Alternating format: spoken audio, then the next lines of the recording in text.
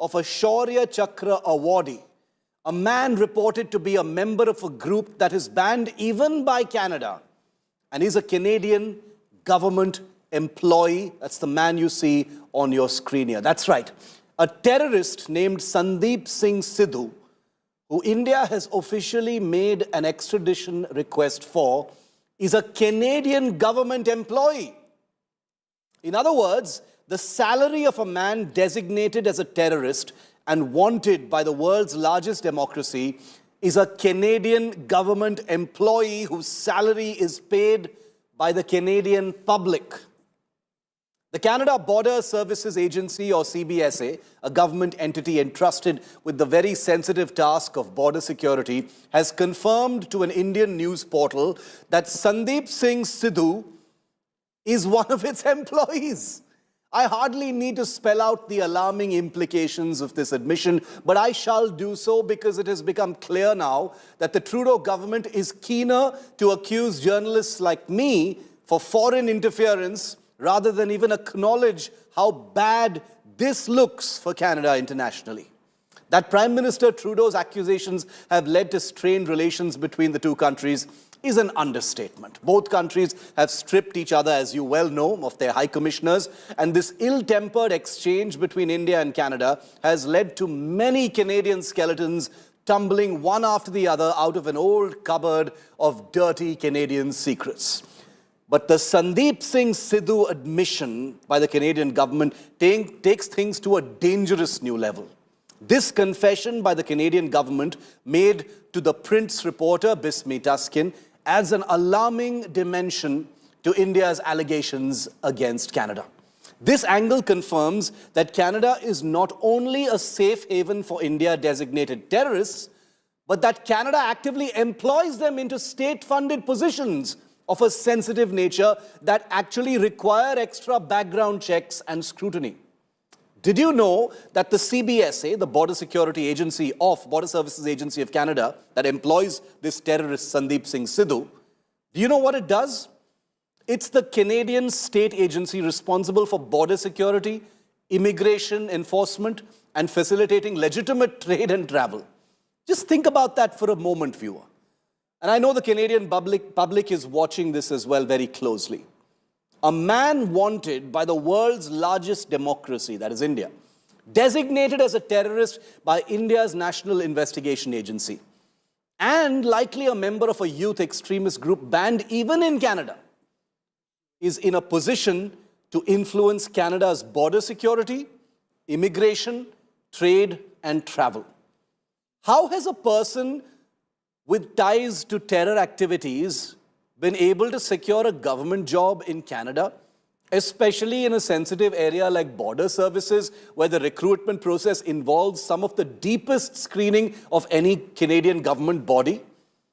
The only possible explanation is that Sandeep Singh Sidhu has been deliberately handpicked, deliberately chosen by the Canadian government to fill a sensitive post, specifically so that his criminal skills can be harnessed and deployed for other reasons, perhaps to facilitate the passage of criminals and separatists from Punjab to Canada.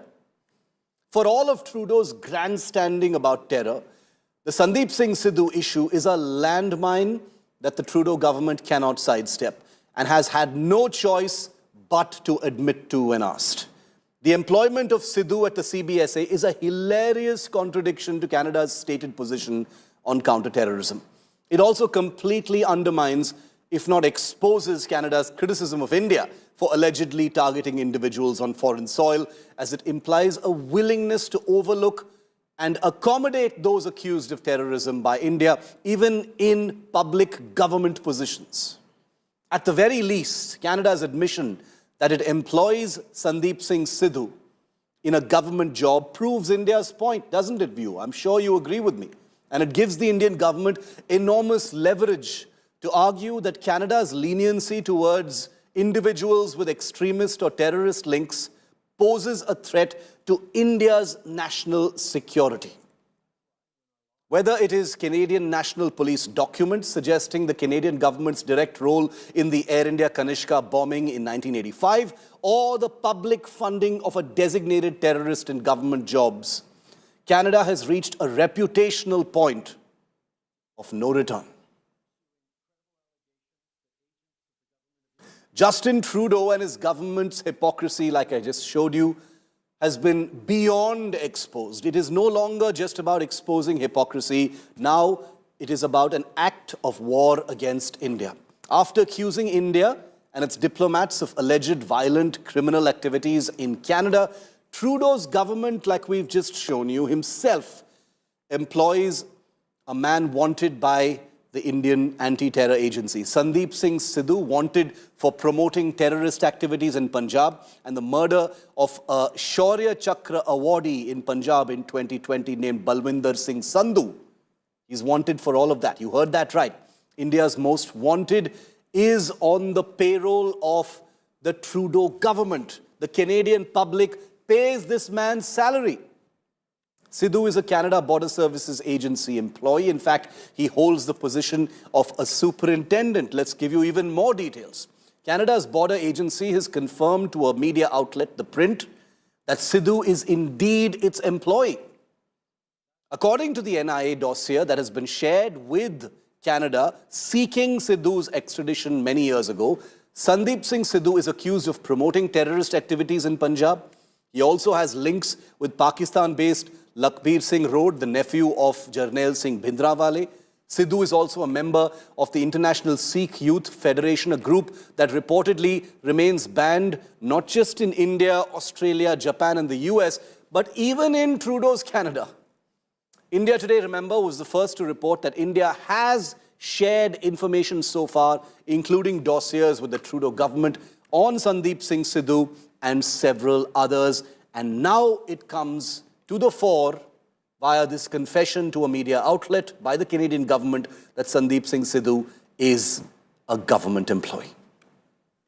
How was Sandeep Singh Sidhu, a man designated as a terrorist by India, how did he become a government employee in Canada?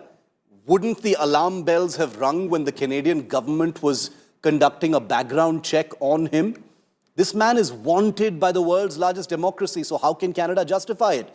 He cleared an officer trainee entrance exam, tells you a lot about Canada's quality control. Number two, he interviewed and was assessed psychologically fit. His credit was checked. Law enforcement and security database was verified. Got an enhanced reliability status. And then he was recruited into the Canada Border Services Agency, which makes me wonder out loud, viewer, that it wasn't about the alarm bells that could have been ringing when a background check was conducted on this man, because as you can see, there are infinite alarm bells about his terrorist and criminal ties.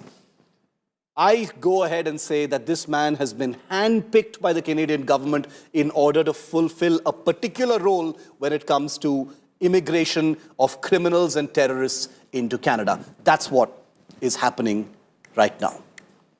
Okay, I want to go across now and get a word in from India Today's Gaurav Sawant. He's been attending the BRICS summit and he's been keeping a very close eye on all developments taking place between India and Canada as well. Gaurav, the finger pointing and the exchange and the crossfire between India and Canada has been going on for more than a week now, but the Sandeep Singh Sidhu angle is explosive, because here we have a situation where a man accused of terrorism, a man that India has asked to be extradited, a man accused of killing a Shaurya Chakra awardee in Punjab in 2020 and tied to multiple terror activities that have been detailed in a dossier officially and formally shared with Canada. This man, Sandeep Singh Sidhu, Gaurav, is a Canadian government employee in the most sensitive possible position, border security, Gaurav. Shiv, not just an employee, he's actually a superintendent in the Border Security Agency in Canada. And that just shows how grave the situation is, how serious the problem is that India faces with Canada. The External Affairs Minister, he's talked about this at great length. In fact, the Prime Minister at the BRICS summit, at this multilateral forum, he exposed the doublespeak of several countries when it comes to cross-border terrorism. And he did not name either Canada or the United States of America. But the situation is so clear So whether it's a country like China or a country, that claims to be rules-based, order-based countries like Canada and the United States of America, Shiv, India has given multiple dossiers to Canada on Sandhu. India has given details of where he's working, what his role has been, how he has been involved in the killing of a Shaurya Chakra awardee in the Bhikiwind area of Taran in Punjab. All those details have been shared with Canada. He's not a fugitive from law. He's not somebody who's hiding from law. He's a part of law enforcement in Canada. And Yeah. India has made that very, very clear to agencies in Canada. And yet, Justin Trudeau, despite his pontification, he's taken absolutely no action against these elements. The point that you've raised, Shiv, is very clear. These elements are actually used by Canadian agencies and authorities against India. And these elements are actually elements of the Canadian deep state to destabilize India. And that's a charge that's been leveled, not just by Yes. agencies, that's a charge that's actually been said by the External Affairs Minister of India. You know, Gaurav, the reason why the Sandeep Singh Sidhu issue is very different from what we've been talking about so far is that one wonders whether, the Canada or even the US government will be able to justify or defend something of this kind, because India has ticked all the boxes. They've supplied the dossier, they've supplied information, they've sought an extradition, they've given information about why they want this man to be extradited, and yet this man continues to be in a law enforcement role in Canada. Beyond embarrassing Canada, one wonders whether this is going to be enough to, in some ways, turn the narrative and actually see some kind of cooperation from the West. Will it happen? Very unlikely, Shiv. You're absolutely right. Now, if you go by facts, Justin Trudeau and the Canadian administration should be deeply embarrassed. Joe Biden, the American president, and the American administration, the American State Department, they should be deeply embarrassed. But that's only when you actually believe in rules-based order. But when you use terrorist organizations to destabilize countries, and yet pontificate, that just shows that they believe in doublespeak and they practice that doublespeak, and they create an ecosystem. They create an ecosystem even in countries like India that will parrot that lines. Now, none of that ecosystem, what the Prime Minister too has referred to in the past as the Lutyens Khan market cabal, even that ecosystem will not bring out these facts. And why? Whether it's scholarships that they get, whether it's the various junkets that they get, and junkets that are not just funded by Ghulam Nabi Fai and Pakistan's ISI, but junkets that may well be funded by the West. These Yes. people are beneficiaries of those junkets and will not raise these issues that you are raising. Why? Because you are bringing out the ground realities, and these aspects need to be raised. However, these elements will not do that. Here is a terrorist who's involved in the killing of a Shaurya Chakra awardee in Bhikiwind in India. Absolutely. And India submitted dossiers, and not just for one man. India submitted 26 dossiers to Canada. India has made a list of those who've been involved in activities. Gurmeet Singh, that's an entire list that the External Affairs Minister has Yes. spoken of, the ministry has spoken of. That entire list has been given to Canada. Interpol Red Corner notices have been issued, and yet this West, that entire ecosystem, they refuse to take action against these elements in the name of freedom of expression. Clearly, terrorism is not freedom of expression. And if this isn't state-sponsored, public-funded terrorism, I don't know what is. Those phrases no longer sound extreme or like exaggerations at all in the context of what's happening in Canada. Gaurav, thanks very much for getting us a perspective on this developing story. Thanks very much for the moment. Also want to get an expert view from India's most respected strategic thinker and columnist, Brahma Chelani. Mr. Chelani, thanks for your time once again on this unfolding story. The Sandeep Singh Sidhu angle, Mr. Chelani, brings a very different dimension to what we've been talking about so far. A man who India has sought the extradition of, who has supplied information about for a long time now, turns out to be a Canadian government employee, and not just any old government agency, but a superintendent in border security, a law enforcement role. How do you see this? Canada, unfortunately, has become the global hub of the Khalistan militant movement. Yeah. And as a government policy, Canada is giving refuge to known militants, terrorists, and other extremists from India. In fact, it's also giving visas to known gangsters despite Indian government warnings. This is the irony of it, that the Indian foreign minister has said on record that despite Indian government warnings, specific individuals from Indian Punjab who are known to be gangsters have been given immigration visas by Canada. And the Indian ambassador to Canada, the High Commissioner Sanjay Verma, before he left Ottawa, he said in an interview to Canadian media that Palestinian extremists and terrorists are deep assets of CSIS. CSIS is Canada's main intelligence agency. In fact, Niger, as we all know, was the chief of the Khalistan Commando Force. Look at the irony of it. The Khalistan Commando Force is a terrorist organization in Canada, in the US, in Britain. And yet, Niger was given sanctuary by the Canadian authorities. And his terrorist background has been largely suppressed from the Canadian media. They refer to him as a cleric, as a priest, which he was not. They call him a Sikh leader, which he was not. He became the president of a Gurdwara, but that's how the Sikh extremists are now controlling the funds. They have captured the Gurdwaras in Canada and in the US and in the UK. And but Niger was not a cleric or a priest. But I think the larger issue is this. And in fact, the fundamental issue that we should not forget is that the developments that led to the Air India bombing in 1985, those developments have not changed Canada's approach toward providing sanctuary to Sikh terrorists from India.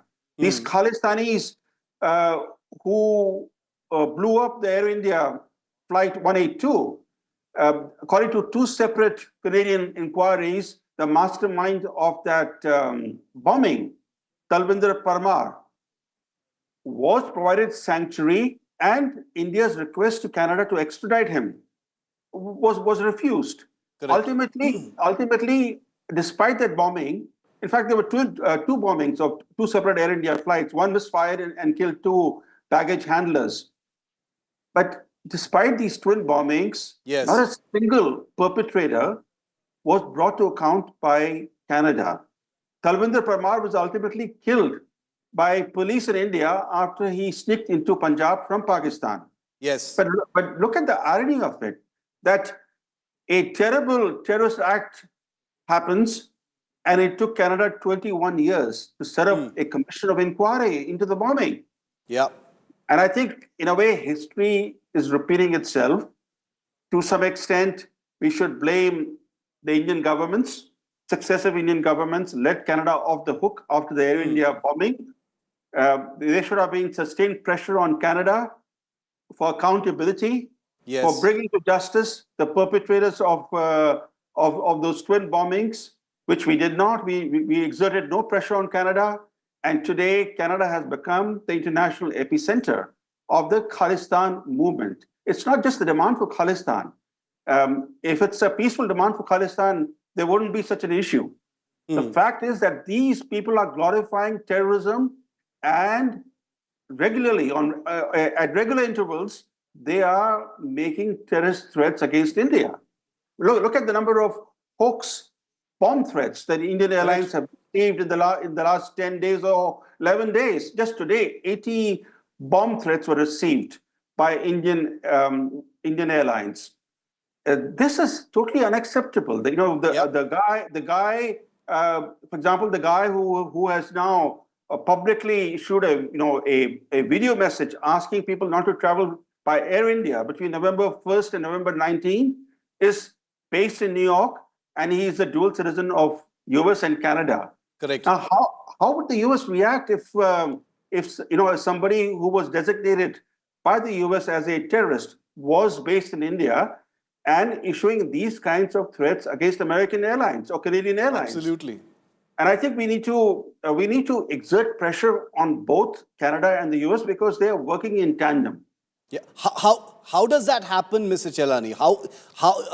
In the context of both the Sandeep Singh Sidhu angle and the other things that you've just mentioned, and completely accepting that successive governments have let Canada off the hook, whether it comes to the bombing of Kanishka or the recent cases that we're talking about right now, including Sandeep Singh Sidhu, what should the Indian government do next? How does it give it back and ensure that Canada and the US don't get off the hook?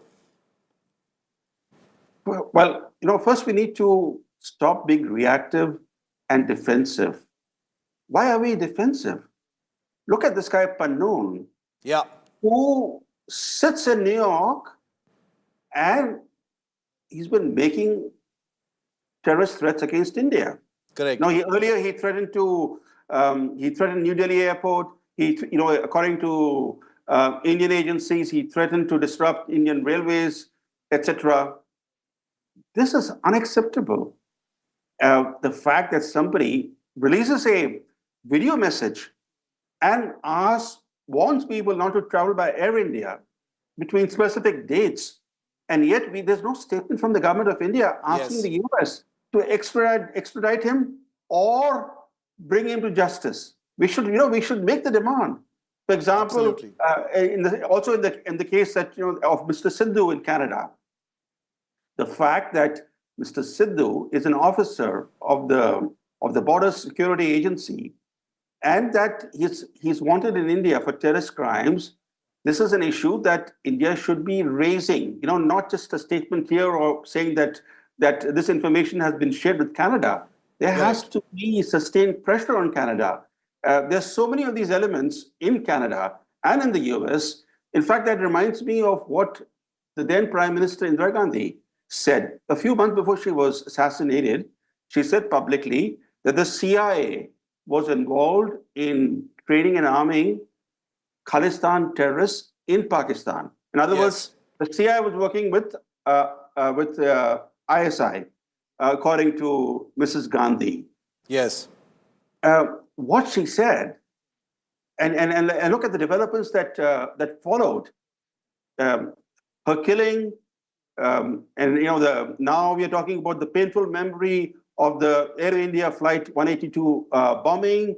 All these developments could have been averted had successive Indian governments shown a spotlight on Canada's role, on Canada's status as the hub of militant Khalistan movement, especially of Khalistanis who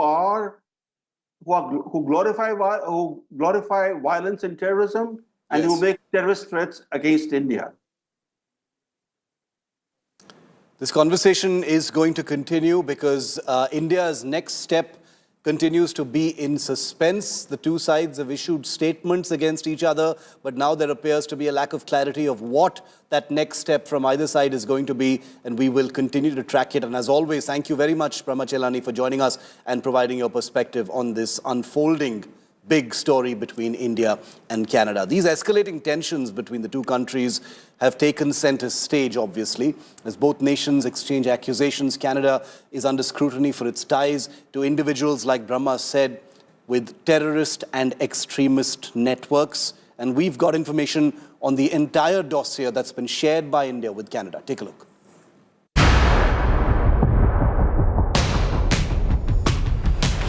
Tensions between India and Canada are escalating. Amid the ongoing diplomatic standoff over the killing of Khalistani terrorist Hardeep Singh Nijjar, where Trudeau government is targeting top Indian diplomats, India added Sandeep Singh Sidhu, a Canadian Border Service Agency official, to its list of fugitive terrorists seeking his deportation. Despite his position in Canada's government, Sidhu has been linked to pro-Khalistan terrorist networks. He's accused of playing a key role in the assassination of Shaurya Chakra awardee Balwinder Singh Sandhu, a hero of Punjab who stood against Khalistan terrorists during Punjab's violent period. The terror connections reportedly extend to Pakistan-based Khalistani leader Lakhbir Singh Road and ISI operatives. With charges of cross-border smuggling of narcotics and weapons, India has raised serious questions about how a Trudeau government official could be playing a terror kingpin's role. Despite serious allegations, Canada appears to be protecting individuals connected to extremist groups. Canada's Foreign Minister Melanie Joly went on to put Indian diplomats on notice. Canadians were being intimidated, victim of extortion, or even receiving death threats because Indian agents or agents and diplomats from India were linked to these criminal actions. We've never seen that in our history. That level of transnational repression cannot happen on Canadian soil.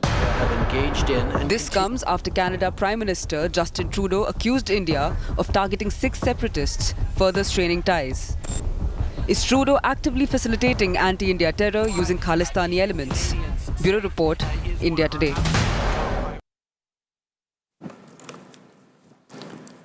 And the Indian High Commissioner to Canada, who had to be pulled out in the middle of this entire diplomatic storm, has just spoken. Let's cut across live to that big interview.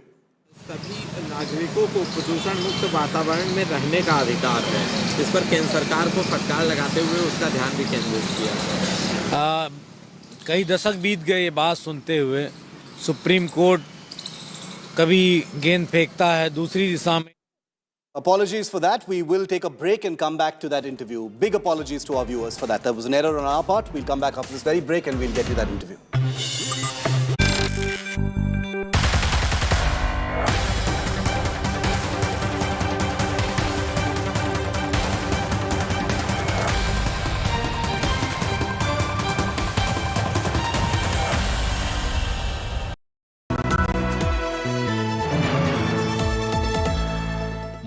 Razr 50 Ultra comes with Google Gemini. Motorola Razr 50 Ultra comes with Google Gemini. Hi, I am AI anchor Sana, bringing the top headlines for you, presented by Motorola. Kalpana Soren, wife of CM Hemant Soren, files nomination as JMM candidate for Gandhi Assembly. BJP releases list of candidates for UP by-elections, names of 7 candidates announced. Arvind Kejriwal to campaign for India bloc candidates in Maharashtra and Jharkhand.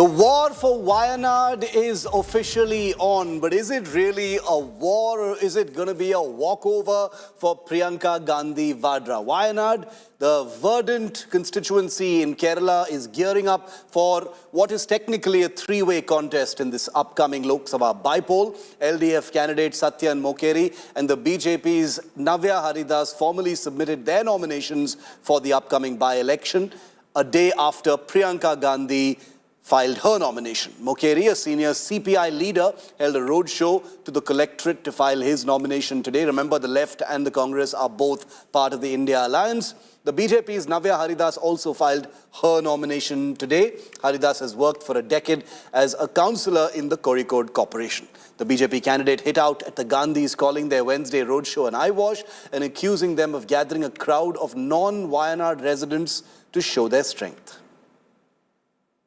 Today between 12 and 1 I am filing my nomination, and Bharatiya Janata Party's state and national leaders will be along with me while filing the nomination. I am so excited and happy that party has offered me such a wonderful opportunity, and we started the election work a couple of days back.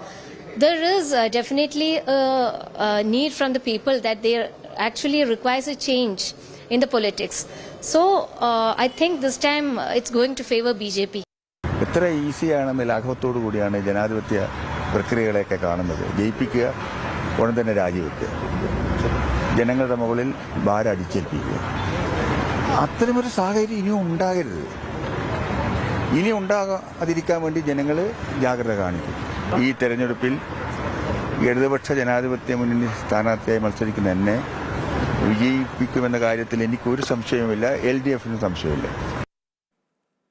With Priyanka Gandhi Vadra's nomination, there is a huge storm over her financial assets as part of the affidavit, particularly her tax declaration. The poll affidavit reveals Priyanka Gandhi and her husband Robert Vadra have 80 crore rupees in pending tax to their name. The BJP has hit out, calling this tax chori. Take a look.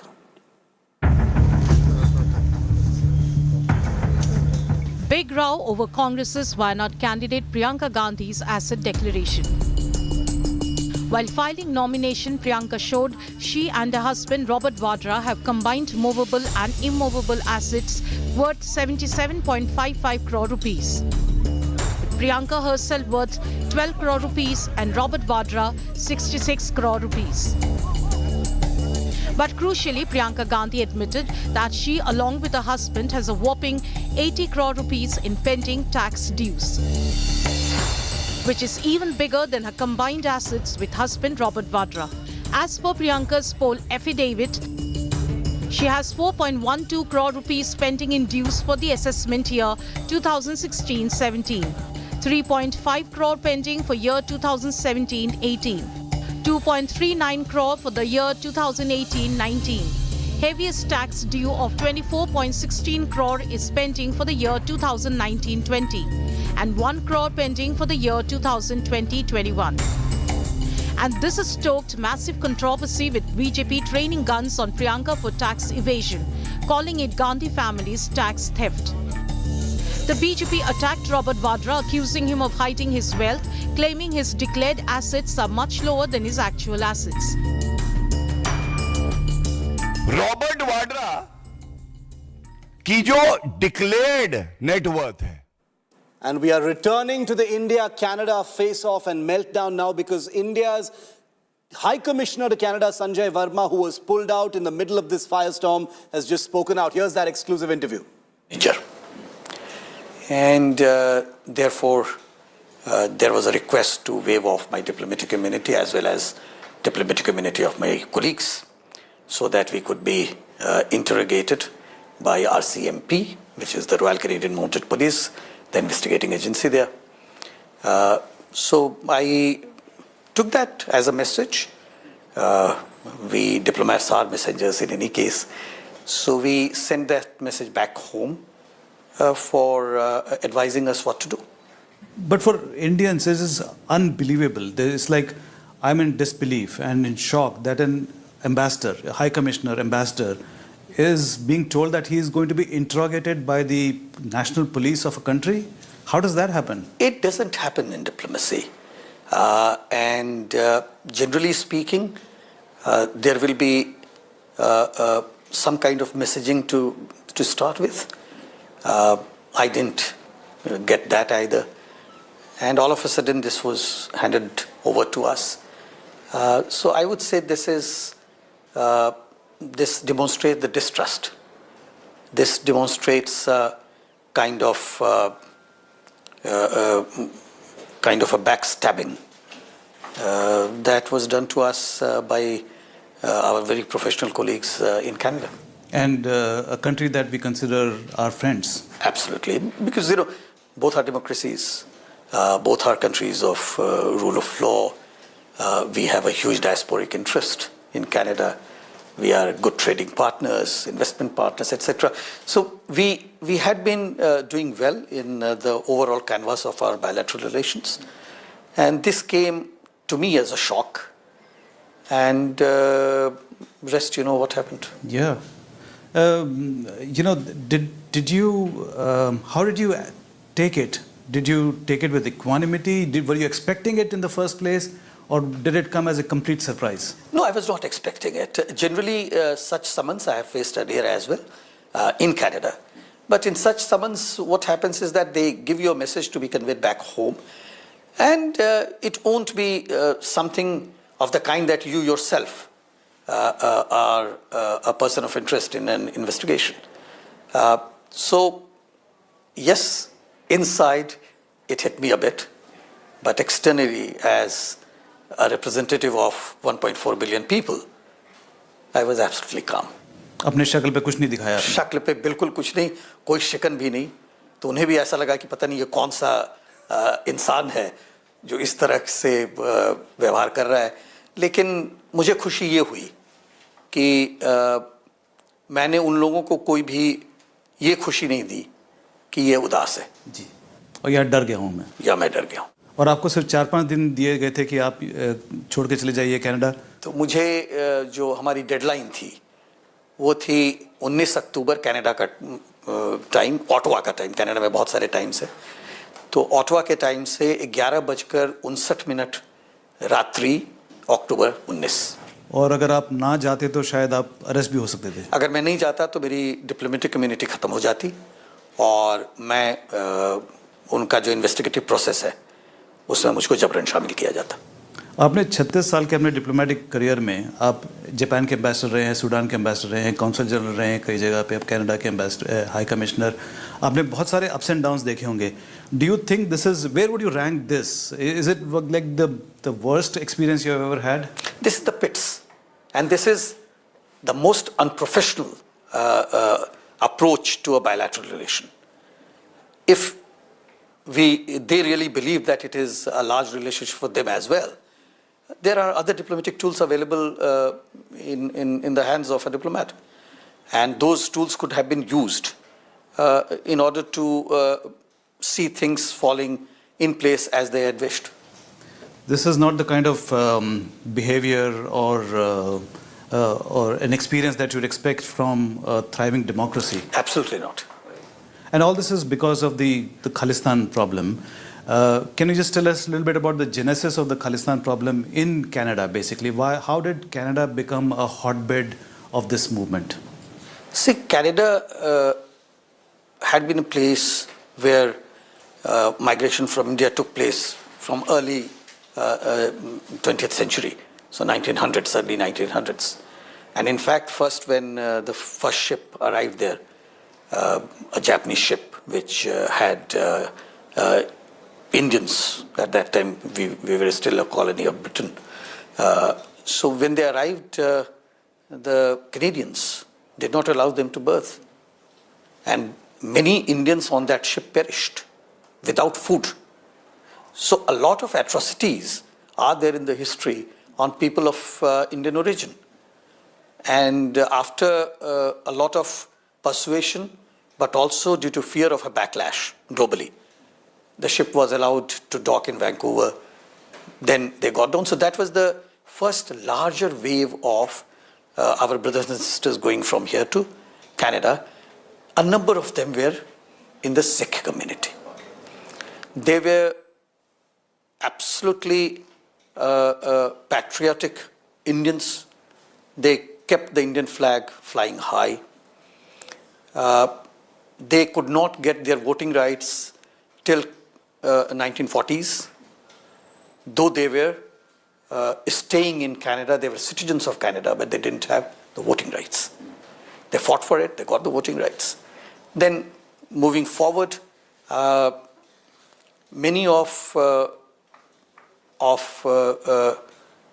pro-Khalistan elements, including extremists and terrorists, they found refuge in Canada. And now I'm talking about 1980s. So they found refuge in Canada due to lenient Canadian legal system. They were able to get their permanent residence in Canada, citizenship in Canada. They sought asylum in Canada on fictitious grounds. And all of them then settled down there. Then they started doing something which was completely against a good India-Canada bilateral relation, from their perspective, Canada-India bilateral relations. And the first such example that we see was bombing of Air India flight Kanishka.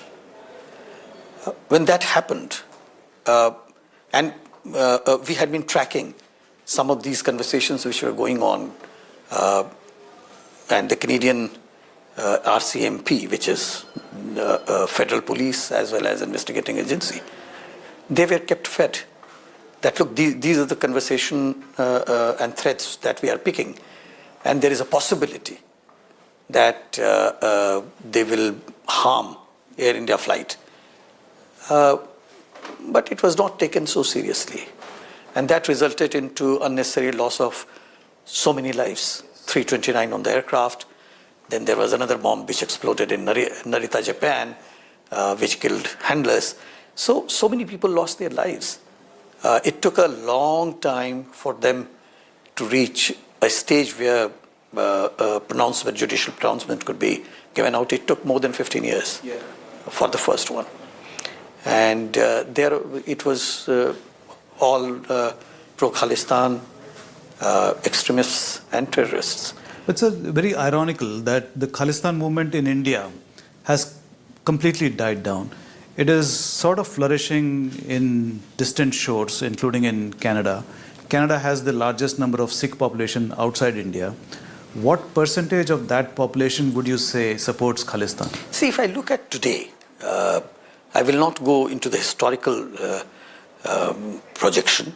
So if I look today, I would say that about 10,000 of people in the Sikh community in Canada would be hard-lying Khalistanis. Only 10,000? Only 10,000. So it's just a handful.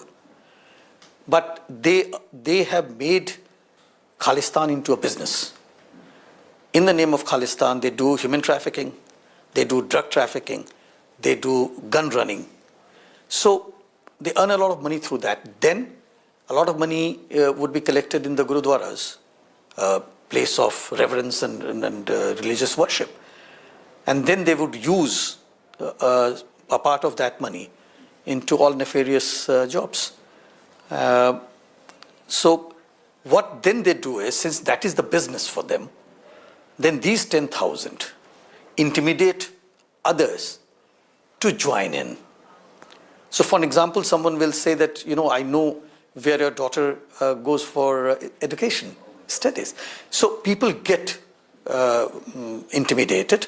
So I would say if you take those who are intimidated and those who are hardliner Khalistani extremists based out of Canada, I would put the figure at about 100,000, 1 lakh. Okay. That's a very small number compared to the overall population. But they have a huge, they shout aloud. And therefore, the babies are fed who shouts aloud. So therefore they are fed. And they have political influence, they have been working. Fed by the Canadian authorities, by the Canadian government, Canadian political system. Canadian system overall. Overall. So if today I look at it, almost every Canadian law and order vertical has got in it the pro-Khalistan elements. So that infiltration, and it includes their defense forces. So that infiltration is there, due to which they have been able to get their way. If I look at the Canadian Parliament, there are a number of parliamentarians who are known to have voiced opinions on challenging the territorial integrity of India, sovereignty of India, on record. So as a fellow democracy, I would have thought that they will never talk of disintegration of India or further division of India. Territorial integrity is supreme. So we'll have to go into the political system of Canada to understand why the administration does not crack down. I mean, to us, it is so logical that here is a group of people which wants to destroy India, to harm India, and they are living in a friendly country, but the friendly country is doing nothing to stop them. Why is it? Is it because the country is made up of a large number of immigrants from different areas? Do they become political constituencies which support the system? Very much so. How we see Canadian foreign policy, and that's my analysis, I may be absolutely off the track, but it has got a lot of diasporic inputs. And these diaspora which are there in Canada, including diaspora from India, they are stakeholders in their foreign policy. Okay. And their inputs are taken as sacrosanct because they are voters as well. And in order to win elections, the political leaders do depend on them. So when you take inputs from a part of the diaspora, which in any case is anti-India, then what do you get? So your foreign policy becomes that much more colored from their views and opinions. So the one that shouts the loudest gets the attention. Gets the attention. And other members of the Indian community, other members of the Indian diaspora, they are there to earn a living. Yeah. They do not have a business as the Khalistanis have. Yeah. So they are there to earn their livelihood. They are there to live peacefully with others. So they are not the ones who would shout the loudest, but these Khalistanis do shout the loudest. And that is why they get the support of the politicians. Absolutely. Okay, so this whole unsavory incident that has happened, is it irreversible, or is there a possibility कि अगले साल जब अगर elections होते हैं Canada में तो things will become normal? देखिए, ये जो होना था वो हो चुका है, और एक भारतीय होने के नाते, केवल हाई कमिश्नर के नाते नहीं, भारतीय होने के नाते मैं तो यही चाहूँगा कि दोनों देशों के बीच का संबंध बेहतर हो, लेकिन वो बेहतर हो इस कारण से नहीं कि हम बेहतर करना चाहते हैं, बल्कि इस कारण से कि दोनों एक दूसरे की इज्जत करते हैं, दोनों एक दूसरे के सिस्टम को समझना चाहते हैं, दोनों एक दूसरे के जो कोर कंसर्न्स हैं उसको समझे। और हमारा कोर कंसर्न बहुत क्लियर है, कई बार बताया जा चुका है हमारे कैनेडियन मित्रों को कि हमारा कोर कंसर्न है वहाँ से एंटी इंडिया एलिमेंट्स, जो ये खालिस्तानी एक्सट्रीमिस्ट और टेररिस्ट वहाँ पर हैं, जो चैलेंज करते रहते हैं इंडिया की सॉवरेनिटी, टेरिटोरियल इंटीग्रिटी को, उन्हें किसी ढंग से उन्हें हैंडल करना पड़ेगा। एक यूनाइटेड नेशंस का मेंबर होने के कारण भी जैसे ही हम संयुक्त राष्ट्र के सदस्य हो जाते हैं तो एक तरह से कन्वेंशन है, मानकर हम चलते हैं कि दूसरे देशों की टेरिटोरियल इंटीग्रिटी और सॉवरेनिटी पे हम बुरी नज़र नहीं डालेंगे। तो अगर कोई बुरी नज़र डालता है, और ये जितने खालिस्तानी हैं वहाँ कनाडा में बैठे हुए सब कैनेडियन नागरिक हैं, वो भारतीय नागरिक नहीं है, तो भारत का भविष्य क्या होगा ये भारतीय तय करेंगे, ये विदेशी तय नहीं करेंगे। और वो विदेशी हैं, कनाडा में भारतीय मूल के जरूर हैं वो, लेकिन वो हमारे लिए विदेशी हैं। विदेशियों को हमारे इंटरनल अफेयर्स में इंटरफियर करने का कोई अधिकार न था, न है, न रहेगा। और किसी का हक नहीं है कि उनको उकसाएं और उनको प्रोत्साहन दें कि भारत में कुछ भी आतंक फैलाएं। बिल्कुल नहीं, वो तो बिल्कुल क्राइम है। और अगर इस तरह का क्राइम वो करते हैं, चाहे पैसा ट्रांसफर करके, चाहे किसी को उकसाकर, चाहे किसी को इनकरेज करके भारत में वायलेंस करने के लिए, तो फिर भारतीय लॉ जो है वो अपना काम करेगी फिर वहाँ पे। भारत ने तो यहाँ तक कहा है कि जो कनाडा के प्रधानमंत्री हैं वो आतंकवाद को प्रोत्साहन दे रहे हैं, तो इस हाल में जो नॉर्मलाइजेशन की जो बात हो रही है वो कैसे हो सकती है? हमने कोई एविडेंस उनको दिया है कि आप इस तरह से प्रोत्साहन कर रहे हैं आतंकवाद का? देखिए, प्रोत्साहन दोनों तरह से हो सकता है। एक एक्टिवली उनको कहा जाए कि तुम ऐसा करो, और दूसरा है कि तुम करते रहो, मैं चुप बैठूंगा। तो अगर जो क्रिमिनल्स हैं, जो टेररिस्ट हैं, जो एक्सट्रीमिस्ट हैं, उनके अगेंस्ट हम कोई एक्शन नहीं लेते हैं, तो वो भी एक तरह का प्रोत्साहन ही है। तो वो प्रोत्साहन वहाँ पर काफ़ी देखा जाता है, चाहे वो डोमेस्टिक वोट बैंक के लिए हो या फिर कोई और राजनीतिक कारण के लिए हो। इस प्रोत्साहन के कारण वो एम्बोल्डन हुए हैं और वो लगातार भारत के जो इंटरेस्ट्स हैं उसको अटैक करते रहते हैं, उसको हार्म करने की कोशिश करते रहते हैं। Related question to this, Prime Minister Trudeau himself is not very popular right now in Canada and is facing a virtual revolt within his own Liberal Party. And there are some suggestions that he's turning up the heat on India so as to divert attention from his own shortcomings. How true is that? See, I'll not get into the domestic politics of Canada. That's not my job. I should not be doing that. The surveys that I have seen published in the media says that the popularity rating of Mr. Trudeau is going down. It is much below the main opposition party at the moment and its leader. So, and many of the media reports says, and this is not my opinion, that if the elections are held today, then he may find it very difficult to come back to the power. But these are just the surveys. And we know that opinion polls may hold good at times, may not hold good at some other times. But what happens to Canada will be decided by the Canadians during the election. So I will not go there. I will not like to comment on that. Let's assume that next year when the elections take place, the Canadians decide that Trudeau is not their leader and the Conservative Party comes to power. Now the Conservative Party itself is anti-immigration. It is not as liberal as the Liberal Party in terms of immigration. Wouldn't that have an impact on the relations for the Indian community there? Yes, they are Canadian citizens, but they are of Indian origin, and the anti-immigration stand of the Conservative Party might have an impact on them, and we should be concerned about that? In the statements on India and Indian community, I haven't seen much support to denying rights to Indo-Canadians. Well, that's it on 5 Live. Thanks for watching. 6 p.m. Prime with Akshita comes up next. The big war for seats in the Mahabharat of all elections is on and escalating. The Mahayuti's seat-sharing huddle is on. The Home Minister has issued a big rebel warning. Are things okay in the other camp? All of that and much more on the other side.